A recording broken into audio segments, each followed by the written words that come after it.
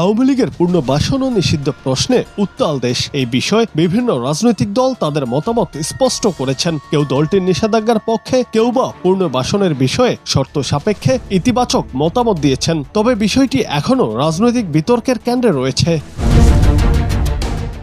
এসবের মধ্যে আগামী ৪৮ ঘন্টার মধ্যে আওয়ামী লীগ নিষিদ্ধের ব্যাপারে সিদ্ধান্ত না আসলে ঢাকা অবরোধের ঘোষণা দিয়েছে জুলাই আন্দোলনে আহতদের সংগঠন ওয়ারিয়র্স অব জুলাই। আজ শনিবার ঢাকা বিশ্ববিদ্যালয়ের রাজু ভাস্কর্যের সামনে আওয়ামী লীগ নিষিদ্ধের দাবিতে বিক্ষোভ মিছিল শেষে এই ঘোষণা দেন সংগঠনটির নেতারা।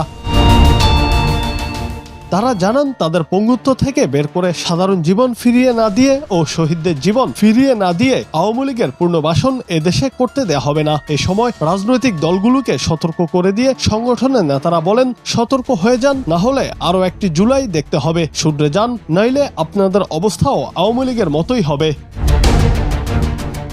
জুলাই আন্দোলন কেবল নির্বাচনের জন্য হয়নি জানিয়ে আহতরা বলেন, মানুষের বাক স্বাধীনতা এবং সমতা, সাম্য ও মানবিক মর্যাদা প্রতিষ্ঠার জন্য হয়েছে, যা বাংলাদেশ স্বাধীনতার এত বছরেও পায়নি।